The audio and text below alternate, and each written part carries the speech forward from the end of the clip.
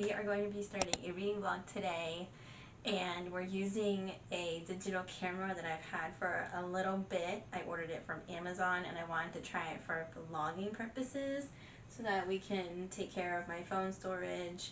I might be going back and forth between using the phone anyway, we'll see. But I guess this could be a great trial run while I'm editing this video, so hello future Sandra.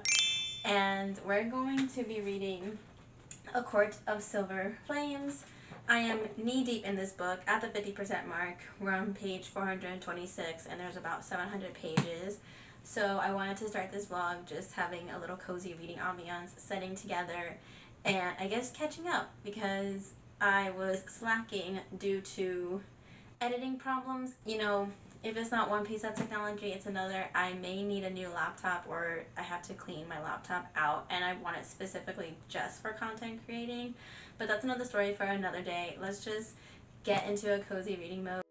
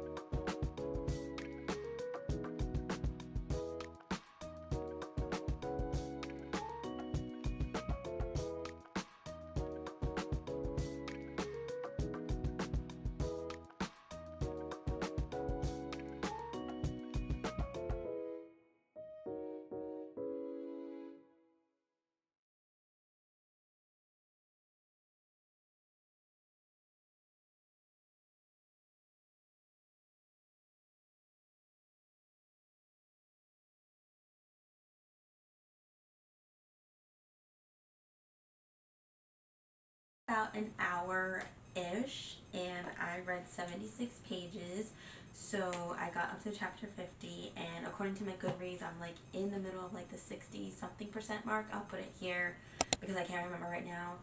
But interesting about this book is that I annotated the previous books. I didn't annotate the little novella one, but I annotated the first 3 books.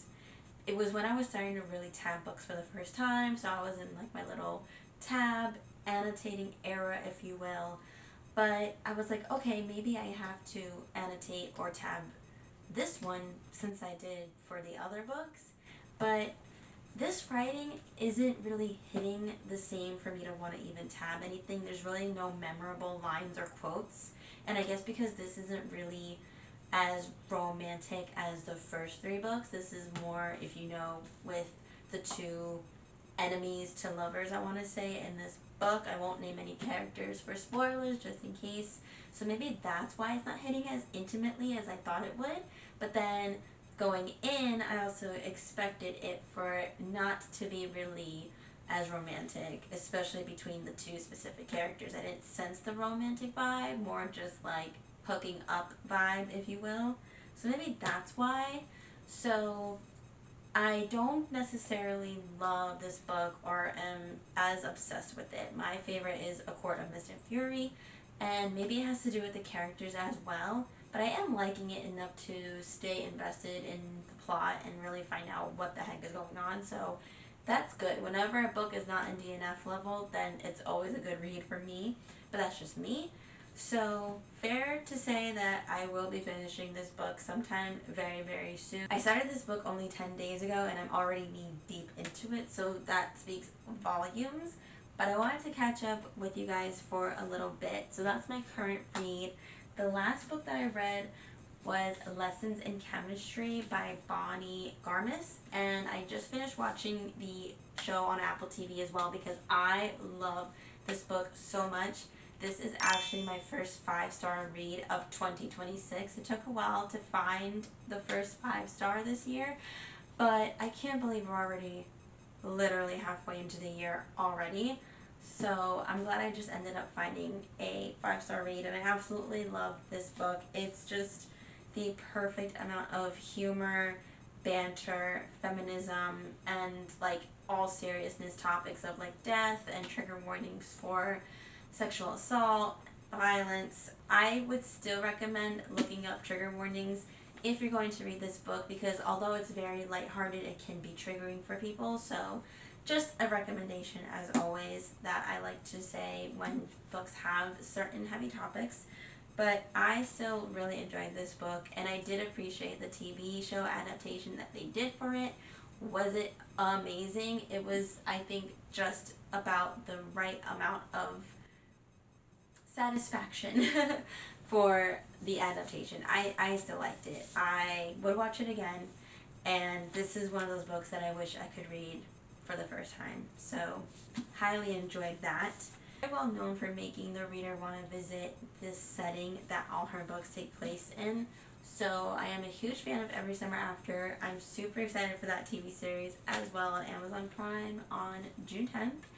And I also really, really liked, not even liked, I really, really also loved One Golden Summer. So those two books are the perfect summer duology if you ever need a summer duology romance recommendation. I did read This Summer Will Be Different. Wasn't too big of a fan of that. And I didn't read the other book by her, Meet Me at the Lake. I just heard like the lowest rankings and mixed reviews about that one. And even though like other people's opinions and reviews shouldn't stop you from reading what you want to read, I wasn't also invested to even try it. So, but that's okay. I keep hearing really, really good things about this one. Favorite tropes, friends to lovers, so I am excited to read it. And I know I'm going to be reading this sometime in the summer. This has to be a summer book for me. That's going to be next after A Court of Silver Flames, so I will be getting to that very, very soon. I'll catch up about my reading updates. And I remember last time my vlog, I was telling you guys about the shelf that was going next to my bed as kind of like a nightstand. So I'll take a picture and I'll put it here for you guys to see it. And I love it. It has the perfect amount of space for my perfumes, my bedside necessities like my lip balms, lotions, books, more perfumes, my jewelry. It has the perfect storage for books, my laptop, any miscellaneous items too. So I'll put a picture there for you guys to see it. That's pretty much the updates that I have for now. See you in the next clip.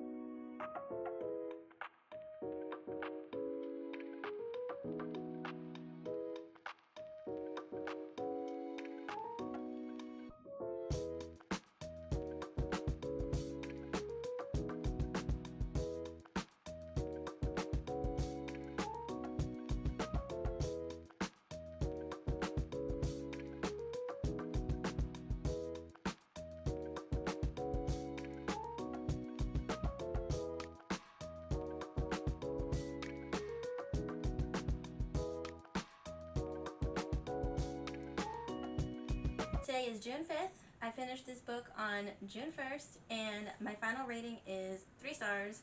So I did a video on my Bookstagram and Book Talk. I'm going to link them below for you to see if you want to follow me on there, but I basically talked about my feelings and reviews about this book, not too long, but overall I gave it a 3 stars for the writing because I just felt like it lacked any good quotes for me to like really tab. Like I tabbed the previous books in the series and this one just kind of fell flat for me. I enjoy the plot overall. I understand like what's going on and everything that's taking place. I don't know. I feel conflicted with liking the character Nesta. I knew going in that this is Sarah J. Maas's spiciest book of the series. So I know that going in and it didn't bother me. I tolerate it enough to keep reading. It's not like I get annoyed about it or just skim through. I like it here and there, but you know, I knew that going in. I knew that between her and the character that it is involved with. I'm trying not to give any spoilers, but I think the thing with the writing in this is that there was probably maybe like only one scene that really had me like on the edge of my seat and wanting to turn the pages, but other than that, nothing too crazy. Where I felt a little disappointed with reading this. I am proud of myself for getting through this series. I am proud of myself for finishing this book because she is thick. I take a while with series on purpose just to have a break in between them, so I was reading this series probably since a summer or two ago. I think it was 2 summers ago that I read the first book. I was trying to do kind of like a reaction series for every book, but that didn't happen. I recorded my reaction for the first and the second book. I don't think I really did for the third book, but that's okay. I'm just happy that I really got through it. And you know what? You can enjoy moments without having the need to record it. So that's just how I personally feel. And yeah, I'm just looking forward to books 6 and 7. I hope it involves one of the characters that I would like to read more about on. If you know, you know. But that's my thoughts on A Court of Silver Flame. Reading Our Perfect Storm by Carly Fortune, her newest book that just came out. I recently signed up for Book of the Month. I am starting to like hardcover books. I will always love paperbacks, but it's growing on me recently, and then that made me want to join Book of the Month, or, you know, I was convinced to join Book of the Month. You know, paperbacks are a little more affordable, but now even paperbacks are starting to get up to hardcover prices, so the girl math is just all over the place. I feel like it's somewhat more affordable with Book of the Month, so if you click the link in my bio, you can get your first book for $5, and so far, this book, I am almost 130 pages in, and she is okay. I don't know. I really hope I don't get 3 stars back to back, but that's what I'm feeling right now because it's one of my favorite tropes, which is friends to lovers. Her best book to me is the Every Summer After duology. I was really happy we got a second book that goes along with Every Summer After. Not that it was necessary, but I'm glad it exists. And This Summer Will Be Different is my least favorite one by her. And I never read Meet Me at the Lake because of all the mixed things that I've heard about it. And again, your opinion is your own opinion, but I was scared to go in reading it. And I've heard nothing but really good things about this one. And I just hope it picks up a little bit. I hope it gets a little better because right now I'm feeling okay about it. I don't know. Maybe it's the main female character. I'm not really sure. But, oh, it matches my set today. Are my recent reading updates. Finished a book, started a book. But I'm going to end the vlog here, so thank you guys for watching. Hopefully I will see you in another one very soon. Again, sorry for any weird quality, sound, whatever the case may be with this camera. I like it. I have been starting to edit this video that you're now watching. So far it's pretty good to me, and we'll see where that goes. So thanks again, and hopefully I'll see you in the next video. Later!